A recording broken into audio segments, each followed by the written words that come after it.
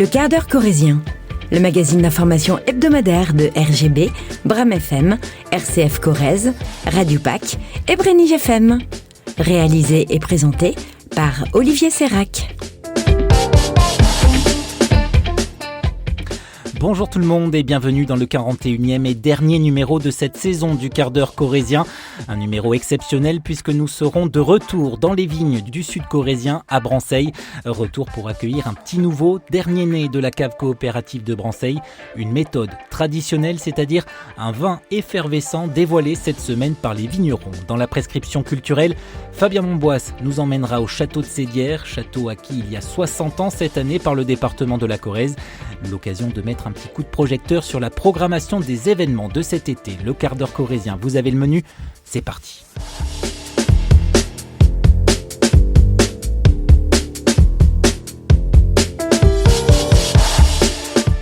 Il règne une atmosphère de bonheur, de douceur et de réjouissance à Branceil, parce que depuis quelques jours, un nouveau vin est né dans le sud de la Corrèze. Il vient ainsi étendre la gamme des Mille et une pierres, un vin effervescent, une première dans l'histoire de cette coopérative présidée par Philippe Leyma. C'est aussi l'aboutissement de 35 ans d'existence à la cave où progressivement on a commencé à faire du vin, appris à faire du vin, on s'est amélioré. Après on est rentré dans le monde du vin avec l'obtention de l'AOC, etc. Et aujourd'hui on finit par la bulle, ce qui veut dire que clairement aujourd'hui en Corrèze on peut être autonome en produits à boire festifs, puisqu'il ne manque rien dans la gamme. Donc ça c'est cool. Et officiellement, ce vin à bulles ne peut pas être appelé un champagne, même si techniquement c'est la même méthode de fabrication. La méthode champenoise, elle est réservée au champagne. Donc toutes les méthodes qui sont les mêmes techniquement et onologiquement, maintenant ça s'appelle méthode traditionnelle ou méthode ancestrale, mais on n'a plus le droit à l'appellation. Voilà. Donc les créments sont des méthodes champenoises. Nous on s'est mis avec un professionnel des créments de Bordeaux en méthode traditionnelle et on a fait le Mille et une pierres pétillante de Branceil. Mais avant que ce petit nouveau ne naisse, il a fallu du temps et surtout l'arrivée de deux couples de vignerons qui ont rejoint cette coopérative, parmi eux Fabien Cabrol. En 2018, avec mon voisin et associé Vincent, nous avons décidé d'intégrer la cave de Mille et une pierres et de planter de la vigne. Nous avons commencé par planter du Cabernet Franc, cépage qui rentre dans les vins rouges de la cave. Et en 2020, nous souhaitions continuer à planter. On s'est tourné vers le groupe de la cave pour savoir qu'est-ce qu'on pouvait mettre. Et à ce moment-là, on avait le souhait d'intégrer un deuxième cépage blanc, en plus du chardonnay. Et après des tests et des sélections tous ensemble, le cépage Vermentino est ressorti. Et du coup, nous qui étions dans une dynamique de planter, nous avons commencé à planter d'abord 600 pieds en 2020. C'est eux qui ont fait cette cuvée en 2023 pour les premières vendanges. Et ensuite, nous avons planté 2 ans après une autre parcelle où il y a 1000 et quelques pieds de plus. Donc normalement, en 2025, on devrait avoir un petit peu plus de grappes, puisque les premières récoltes sont petites et après ça progresse. Cette année, la cave a produit 1500 bouteilles de cette méthode traditionnelle, mais le choix du cépage, Vermentino, cépage présent notamment en Corse et sur le pourtour méditerranéen, n'est pas un choix fait à la légère, assure Fabien Cabrol. Le Vermentino n'est pas dans le cahier des charges IGP à ce jour. Tous nos vins de la gamme sont en IGP ou en AOP.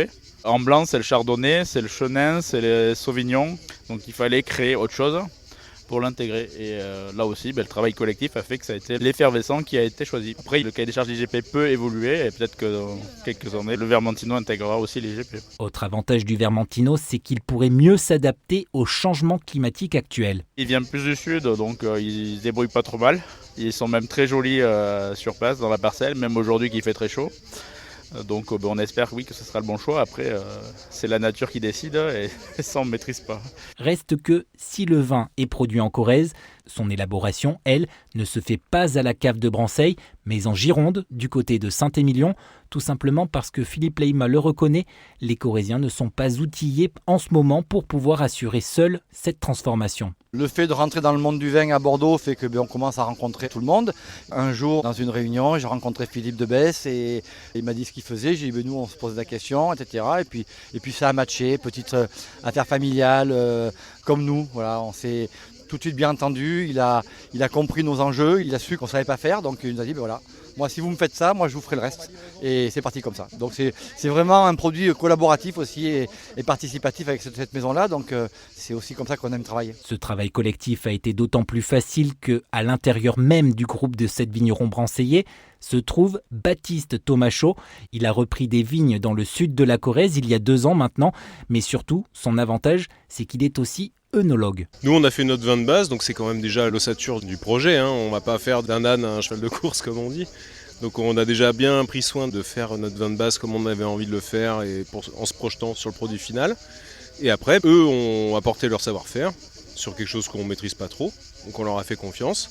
Et après, voilà, sur les petits détails, comme par exemple le taux de sucre, etc., ce qu'on voulait, là voilà, il y a eu un échange très constructif et on est parti comme ça avec eux. Tout a coulé de source, quoi. Donc ça, c'était vraiment agréable. D'autant que les vignerons ont tout de suite souhaité être exigeants avec leurs produits. On veut déjà de base une très belle bulle qui est fine, qui est persistante, qui est agréable. Après, nous, on l'a orienté sur le côté un peu plus gastronomique, donc avec un produit un peu charnu et pas sucré. Donc là, on est quand même déjà, on a brossé un peu le portrait du vin final. Et cette méthode traditionnelle reste tout de même très exigeante, note Baptiste Tomachaud. Ça consiste d'un vin de base, faire une prise de mousse en bouteille, donc et ne pas gazéifier. On a une effervescence naturelle qui est faite par la levure, qui rejette du gaz carbonique directement dans la bouteille, et c'est ça qui fait l'effervescence. Et donc on a une intégration de bulles, une qualité de bulle qui n'a rien à voir avec des produits qui peuvent être gazéifiés. Donc on était déjà parti sur cette méthode-là pour nos ambitions qui étaient de faire quelque chose de gastronomique. Donc après ça se poursuit avec un élevage sur latte pour affiner la bulle, etc. pendant 18 mois. Sur latte, c'est un élevage en bouteille. Après la prise de mousse, une fois que les levures ont fait le gaz dans la bouteille, les bouteilles sont mises à plat pour rester. Historiquement c'est des lattes, maintenant c'est plutôt des casiers, mais elles restent à l'horizontale comme ça pendant un temps donné. Et ce temps donné provoque des échanges entre les lies et le vin. Et c'est ce qui apporte la complexité, l'onctuosité et la qualité du produit. Pour arriver donc au produit final de 2025, il a fallu être patient parce que les cèpes ont été plantés en 2020, que la première récolte n'a été pressée que 3 ans après et qu'il a fallu encore attendre 1 an et demi de maturation avant de pouvoir le déguster. 18 mois pour être au top sur la bulle et sur le produit. On l'avait goûté à 10, on s'est dit bon, c'est pas encore tout à fait fini, il va falloir attendre un peu, et puis on l'a regoûté à 12, on s'est dit bon faut aller jusqu'à 18. Et donc à 18 on a déclenché un lot de bouteilles pour le présenter aujourd'hui. Autant dire qu'aujourd'hui, le partenariat noué entre Girondins et Corréziens n'est pas prêt de s'arrêter. Ça nécessite des investissements matériels qui sont très très onéreux et il faut faire tourner beaucoup de volume dessus pour que ce soit rentable. Donc effectivement, c'est parti pour être un bon partenariat. On est content de ne pas s'être trompé parce qu'on aurait pu être déçus et peut-être qu'on ne vous aurait pas invité du coup. Mais non, là, on s'est bien trouvé, quoi. Donc c'est parti pour... Dès qu'on aura besoin, on fera appel à eux. Ce dernier né de la cave des 1001 pierres symbolise aussi le dynamisme d'une structure toujours à la recherche de vignerons, c'est-à-dire d'hommes et de femmes qui ont envie de prendre part à cette aventure. Une aventure avant tout humaine, assure Fabien Cabrol. C'est une relation amicale et c'est aussi un métier qui me change de mon travail de bureau et qui me donne une grande plénitude. Ça vide la tête complètement, oui. Simplement, quand vous travaillez dans la vigne, sur un pied de vigne après l'autre, ils sont tous à peu près pareils, mais pas tout à fait pareils. Donc il y a toujours un petit temps de réflexion, mais très rapide pour gérer ce problème-là, qui est vite géré. Et puis en fait, après, vous passez au problème suivant et vous enchaînez comme ça pendant des heures. Et dans un cadre où en fait, on est au Moulin à Vent, on est sur une colline avec une vue à 360 degrés, avec d'un côté Messac et Collonges, de l'autre côté Saint-Basile. Donc c'est vraiment très, très agréable. En général, c'est une demi-journée par semaine, une après-midi, mais ça peut aussi être en fin de journée selon les saisons. Et cette méthode traditionnelle est donc disponible à la cave de Branceil depuis 7 semaines, cave ouverte les lundis de 14h à 18h et du mardi au samedi de 10h à midi et de 14h à 18h. Comptez 13,90 € pour pouvoir déguster ce millésime, dégustation avec modération bien sûr. Place à la prescription culturelle de ce quart d'heure corrézien. Bonjour Fabien Montboisse. Bonjour Olivier. Une prescription, Fabien, en forme d'anniversaire, celui de l'achat du château de Sédières par le département de la Corrèze. Un achat qui fête cette année ses 60 ans. Et pour cela, nous recevons Philippe Lescure, conseiller départemental de la Corrèze, délégué à la culture. Cela fait 60 ans, en 2025, que le département a acquis ce château classé au titre des monuments historiques. Le département l'a tout d'abord restauré, puis y a ensuite organisé des animations estivales. C'est un château qui mélange différents styles. Il a été construit au XVIe, il a subi pas mal de modifications. Quand il a été acquis par le département, il était dans un état totalement délabré. Et aujourd'hui, c'est un magnifique château dans un état vraiment de restauration formidable, tant à l'extérieur qu'à l'intérieur, ce qui nous permet d'avoir des expositions de grande qualité dans des salles à la fois très agréables parce que la température y est clémente, bien que non climatisée. Les nombreux hectares qui entourent le château de Sédières sont un véritable havre de paix, de fraîcheur, où on peut faire du sport, où on peut faire de la randonnée, où on peut faire du VTT et plein d'autres activités de pleine nature. Durant cet été et jusqu'au 21 septembre, vous pouvez découvrir 2 expositions sur le domaine du château de Sédières. On a une exposition de photographie dans les jardins qui sont à côté du château, tout à fait à côté, avec une pièce d'eau d'ailleurs, qui a été remise en eau pour ses 60e anniversaire. Et donc, cette exposition photo retrace le parcours chargé d'histoire, de vicissitudes, de grandeur et de décadence du château de Sédières. Donc ça, c'est l'exposition extérieure.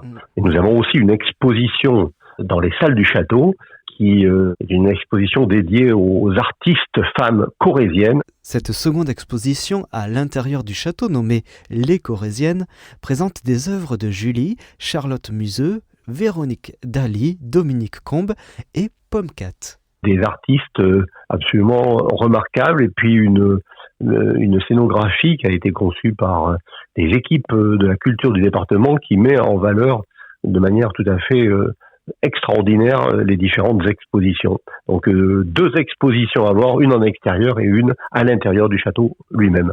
Le château de Sédières, c'est un cadre magnifique, un château de la Renaissance, des activités en plein air, des expositions, mais aussi beaucoup d'animations mises en place par le département. Et les animations qu'on pourrait qualifier de permanentes ou de récurrentes, les lundis soirs, des apéros-concerts, en extérieur bien évidemment, avec l'idée d'avoir une animation musicale, possibilité de restauration rapide ou sur place, ou en amenant son pique-nique.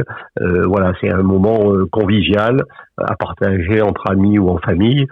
Ça, c'est tous les lundis soirs. On a aussi tout un calendrier d'animation culturelle. On aura le Festival de la Vézère qui nous donnera aussi un concert.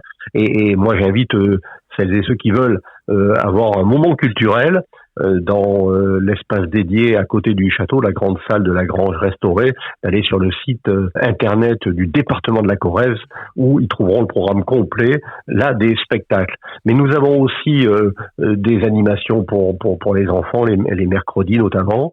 Il y a aussi des animations tout au long de la journée durant tout cet été. L'idée du département de la Corrèze, du président Pascal Coste et des élus de l'équipe départementale, c'est de donner aux Corréziens, aux Corréziennes, aux touristes la possibilité d'aller faire du sport, encore une fois du sport à sa main comme on a envie, du sport plaisir, du sport loisir, de marcher, de se détendre, de faire du tir à l'arc, du VTT, etc. Faire du sport, avoir un apéro-concert le soir, profiter des produits origine Corrèze qui sont en vente. On peut aller prendre son petit déjeuner au château, c'est possible aussi. On sert des petits déjeuners, on sert de la restauration sur place rapide, mais de qualité, avec des produits origine Corrèze. D'avoir une journée à Sédières, c'est une journée de vacances, c'est une journée de détente et qui coûte pas cher parce que toutes les animations sont gratuites. Le château de Sédières est situé sur la commune de Clergoux, à 20 minutes de Tulle et 45 minutes de Brive, ouvert tous les jours de 10h à 12h30 et de 13h30 à 18h. Vous avez toutes les infos sur le site www.corrèze.fr. Merci beaucoup Fabien, c'était tout à fait complet. Voilà, c'est la fin de cette saison 2 du quart d'heure corrézien. L'émission fait une pause durant l'été. Merci à Fabien Monboise de RGB et Aymeric Tudou de Bram FM pour leur soutien et leur travail durant cette deuxième saison du quart d'heure. Merci aussi à Isabelle Vedrenne et Vincent Delors pour leur compagnonnage. À toutes et tous, chers auditeurs et auditrices, je vous souhaite un excellent été en Corrèze ou ailleurs. Retrouvez le quart d'heure corrézien en réécoute sur nos sites internet, mais aussi sur les plateformes d'écoute Spotify, Deezer et Apple Podcasts.